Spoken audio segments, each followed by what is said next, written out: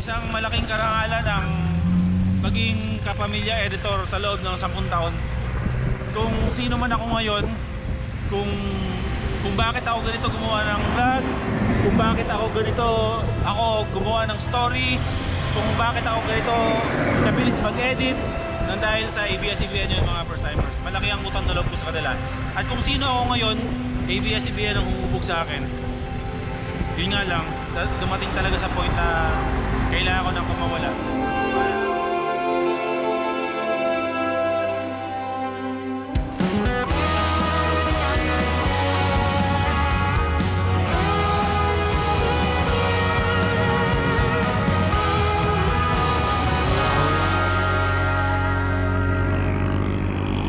Mga first timers, nasa daan na ulit kami. Talagang buhos na yung ulan. Basang-basa na kami dalawa ni Pikachu, pero laban na. Yung mga bag naman namin, waterproof naman. So dire-diretso na to. Mag-stop over na lang kami doon sa coffee shop kung saan kami nagkape. Yung parang kubo doon na lang siguro yung stop over namin. Tapos magkakape lang at then biyahe na ulit, diretso na ulit na Malolos. So see you mga first timers doon sa coffee shop.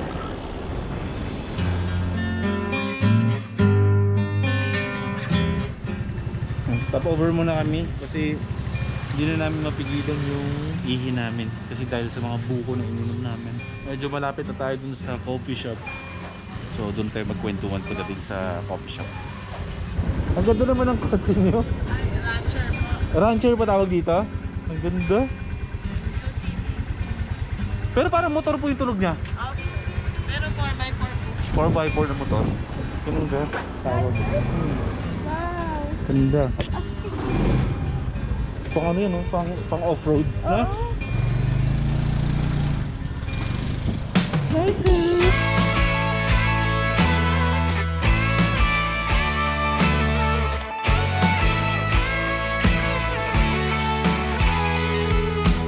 We're here sa coffee shop na Yahoo! Did you miss me, Gaga?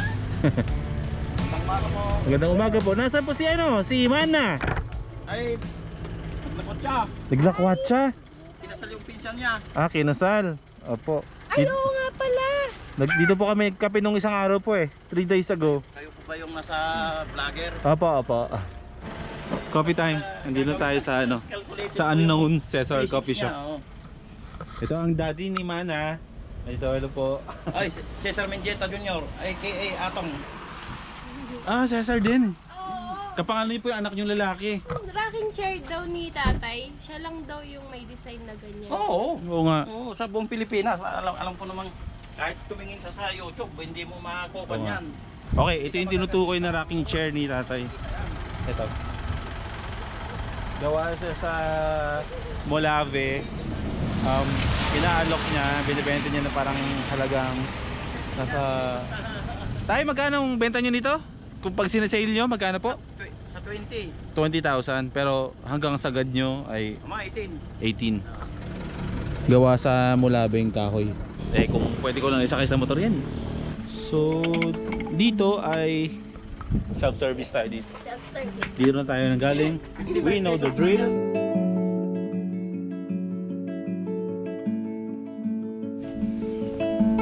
Hindi pa nila kinuha tayo, no? Gusto pa baratin, no? Magbe-break na roll ako pag ibibigay ko kasi yung... Yung halaga ng 20,000 ni tatay dito sa upuan, sinail niya na ng 15,000. Gusto pang 12,000? Grabe naman. Sabi ni tatay, calculated daw yung physics niyan eh. Yung hindi siya nataot. Oo. Ganun. Oo. Tama, calculated yung fees dito kasi pag hindi siya balance ito, hindi siya magdudulan. Pwede kang tumambling na gano'n. Or sumubsob. May masabi. So nandito tayo ngayon. Kahit maambon. Sinusubukan tong rocking chair ni tatay. Bilhin nyo to ha. Kayong mga mayayamang mga first timers dyan. Pag pumunta kayo ng Baler, makikita nyo naman to dito along the way. Bilhin nyo. Gusto kong bumili ng suka eh. Magkano po yung suka ninyo? 50. Pero kung ikaw ka na lang, 3 for 100. Si Manda ang nagton dyan eh. Si Mana ang gumawa nito. Bibili po ako. Mahilig kasi kami ng nanay ko sa masarap na sausawan. Oo, yan ang, Kaya, isa oo. sa masarap na sausawan. Ano, Yung ano po tawag dito, tay? burong siling labuyo. Tap- Sa Ilocano, siliti sa Iro. Tapos itong klase ng suka, Sa sukang yung tubo. tubo. Ano na process? Ah. Ito process. Okay. Yan, pasalubong namin. Kasi every time na pumupunta ako sa iba't ibang lugar, pag na may nakikita akong suka talaga yung binibili kong pasalubong. Kaya mga dilis, daing, dried pusit, mga ganyan. Pasalubong. Yung mga nakikita yung pira-piraso na kahoy yun yung mga ginagamit namin. Yun yung nakikita mo parang hindi maganda sa paningin mo dahil hindi ka marunong tumingin ng kahoy. Pero siya yung pag sa inside the wood, doon mo makikita yung ganda niya kasi nandun nakikita mo yung haspi. Ito yun, ito yung tinuturo ni tatay. Tingnan po natin tayo. Ito, kapag ito po yung gatla at tawag, Oo, ang ibig sabihin niyan, Yung kuy-kuy. 40 years nang namamatay. Yan, yung napatay. nanamatay. Oo. 40 years na namatay. Depende daw sa lalim ng Oo, sa gatla. gatla ng kahoy. Ito nara yan eh. Kumbaga hindi mo mapapansin na nara yan pero lalagyan natin ng ano yun, gulok para Ito yung mga logs na tinatawag ni tatay. Ito yun. yung sa ilalim niyan, doon mo makikita yung beauty niya. Pero diyan sa kanya, yan ang beauty. Ito yung beauty niya sa mga talagang nag-aantik. Yung mismong ano po, ito. Yung mga mahilig sa antik. So ito po malalim, so ano na? Mas maganda. Oh. Kasi ano yung beauty niya. Ito naman yung itim. Hanggang loob po yan, maitim? Oo, hanggang loob. Oo. Ayaw nga no. Hanggang loob. Nandun yung haspi niya. Sa loob mo makikita yung ganda nung... Nga Doon no. mo makikita yung ganda nung yung kahoy sa loob. Ay! Violet naman to. Kumbaga sa ilalim ang beauty niya. Oh my God. Yan ang mga magaganda. Kumbaga nandyan lang. Ito binibili sa akin ng 4,000, di ko pa binibigay. Ito, 4,000 to. Iniisip mo, bulok na kahoy na siya, pero hindi pa pala. Nasa loob pa rin pala talaga, no? Akala nyo, lumang-luma na siya, Ay, pero hindi. buhay pa. Tatagal pa ng 50 years yan. 100 years yan, oh. Ayan. Yan yung mga kwan ng kwan. Kayo po ba to? Oo. Hindi natalo tayong mayor. Tamakbo po kayo, Mayor? Kinulang sa pera. Sino Pero po, susunod, sino po nakatalo sa inyo? namatay. Ano matay? Sabi Oo, ko, tara, sugurin na natin hindi eh. hindi kwan, kumbaga hindi imabot dun sa eleksyon. Ay, sino po naging mayor na? Dapat ikaw na mismo yun. Hindi, vice mayor yung Oh. vice mayor na namatay. Yun ang... Sa simpleng lugar na ganito, dito matutuklasan yung mga tulad ng mga gawa nyo ng mga Oo. furnitures na yan na pang, Actually, ano, sa pang- yung sa Pampanga, nandun Export yung pala. Betis, yung pinakamagaling na maggagawa ng furniture. Apo.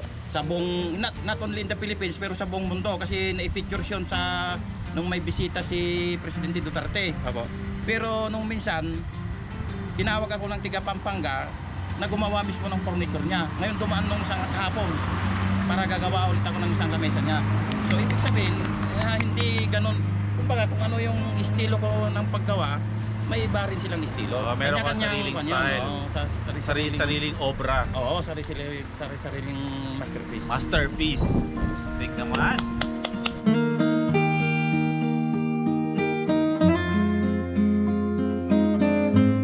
Huling silip muna dito sa likuran ni tatay. Andito yung paggawaan niya ng mga upuan, mga muebles niya. Galing no. Bago tayo magpaalam dito sa kanila, konti silip na dito sa likuran. Parang ulan na naman. Kanina, umaraw na. Ngayon, ulan na naman. Doon, tayo bumiyahe. Bumigot, nakamakit dito. Hanggang tatahakin ulit natin yung mga buntok-buntok doon. So mga 4 na oras pa tayo bago makauwi ng Malolos or siguro 5. Sarap ng ganitong buhay dito, no? Kalmado lang. Meron kang coffee shop na ganyan na parang yan yung nagsusustain sa inyo sa pangangailangan nyo sa araw-araw. Plus meron kang magandang talent na gumagawa ka ng mga sculptures or sculptures ba tawag nun?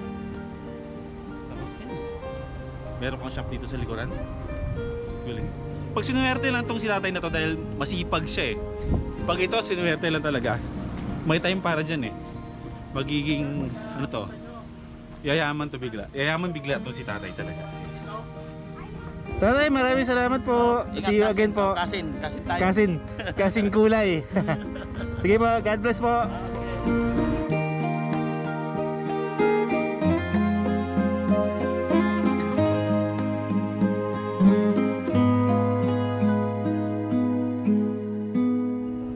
Alin po kaya? Anong gusto mo?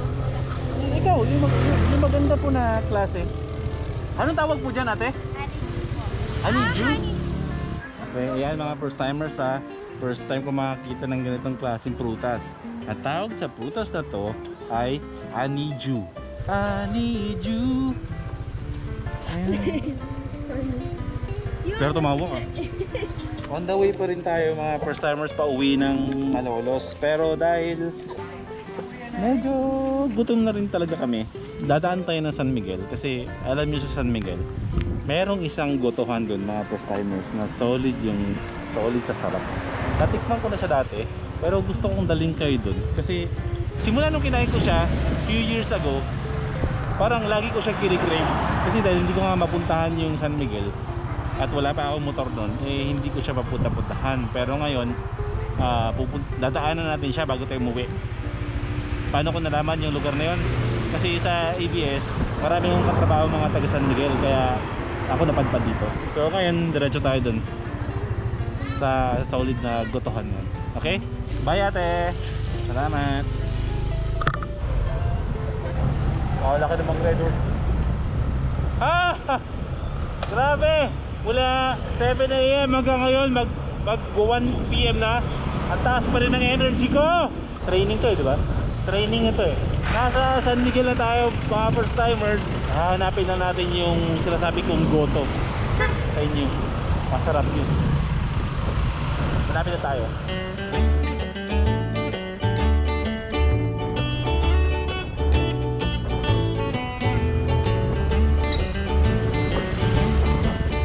Andito na ako sa street kung saan yung yung gotohan. Pero bago ang lahat, shoutout ko muna yung mga tropa ko dito sa San Miguel, mga katrabaho ko sa ABS. Sila Jerwin, Jervis, si Bok, si Ariel, yan, si Tasho, sino pa?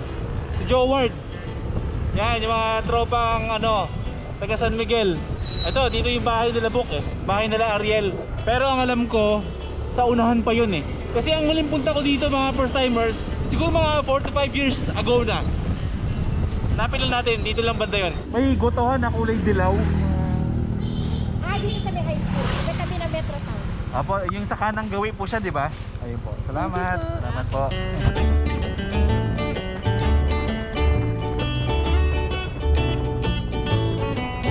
Yung parang lang, parang karinderya lang. Okay. Sa kanan. O sige bro, hanapin ko bro yung Alphamart tapos Alin Josie. Teka lang, ang ingay dito, grabe. Lagpas na mali na tulay. Saan po dito yung gotohan po ni Aling Josie? Nasa kanan po siya, kaliwa? Kanan. Okay po. Gotohan ni Aling Josie.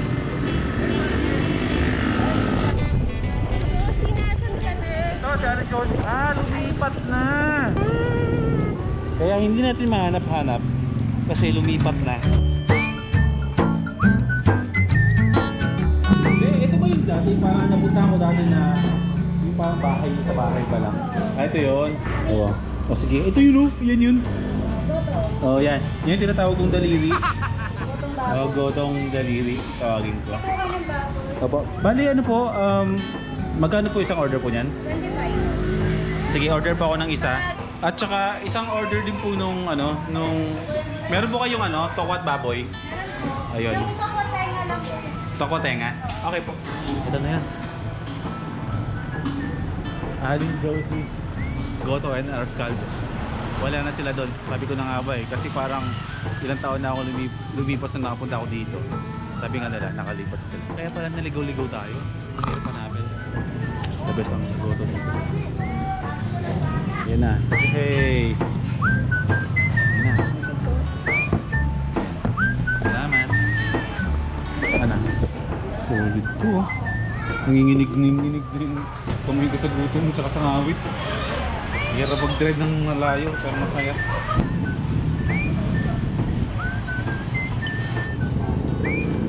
Kaya ako nasabing ano to, gotong daliri. Kasi actually, mga anti-skis talaga daw, mga first timers. Kaso nga lang, nung first time ko siya nakita, sabi ko, biniro ko yung tindera dati na hindi pa sila dito Sabi ko, ate, mga pinutol-putol pa na mga daliri yan. Kaya nagsimula nun, lahat ng mga tropa ko dito sa San Miguel, yun na yung tawag nila dito sa goto na to, gotong daliri. Kasi tignan nyo, para mga daliri. Ayun o, para mga pinutol. Pero endestin siya. Oh, meron ikaw! Meron ka! Ang sarap. Sarap, di ba? I see. Yan. Kaya kayong mga nagra-ride, na nagmumotor, nako, puntahan nyo dito sa San Miguel to. Yung mga gustong dumayo kay Mototech, si Mototech taga dito eh. Yun, si Mototech na pala, hindi ko tropa dito. Lahat yata ng tropa ni Mototech, tropa ko. Kung meron kayong group ride, or kahit na sabihin natin yung solo ride, at nadahin ka ng San Miguel, huwag mong palalagpasin dito. Atin Joe, katabi lang siya ng ano, SYM na bilihan ng motor dito sa harap. Tapos ito na yung mismo. Okay? Puntahan nyo.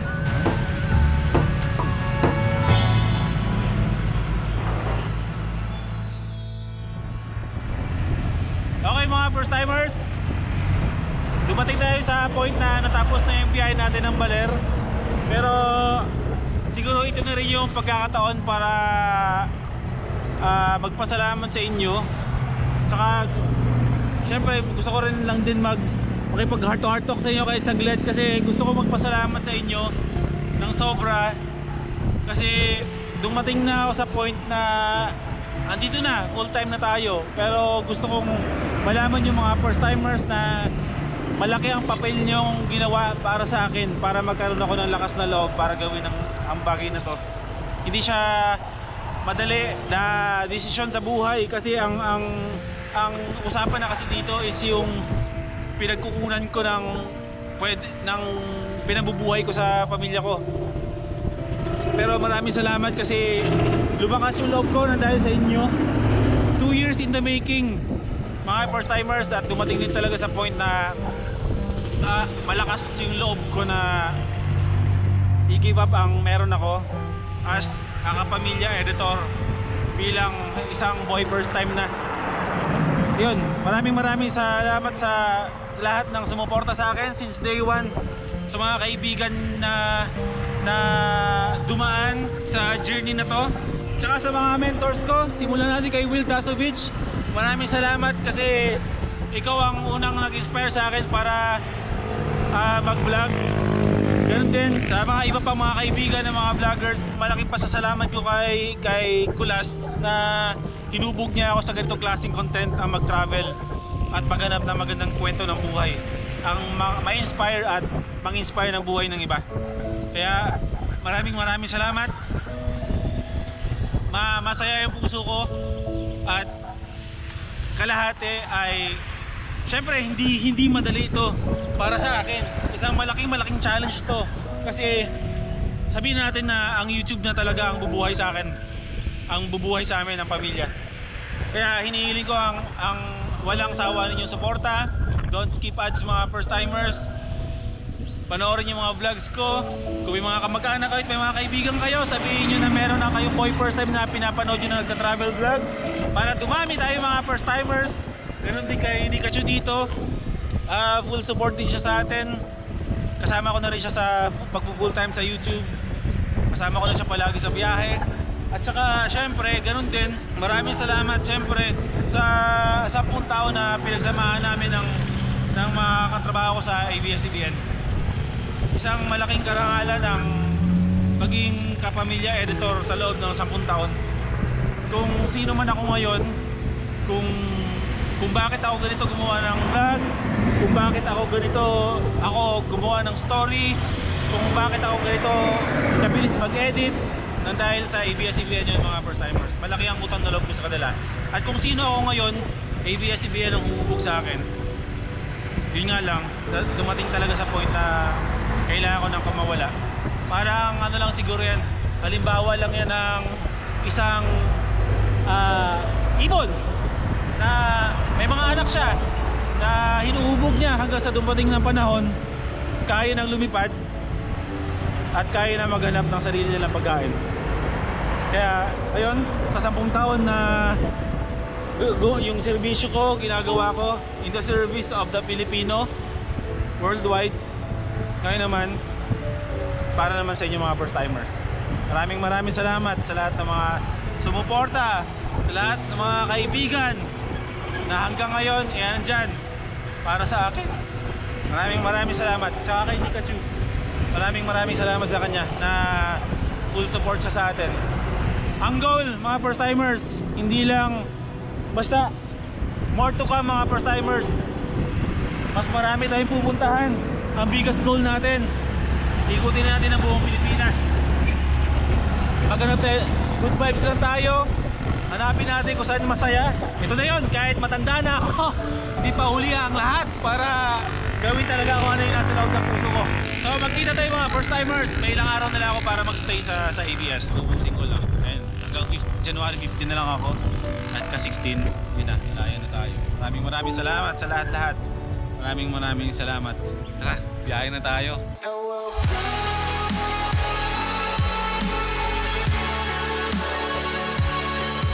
Oh,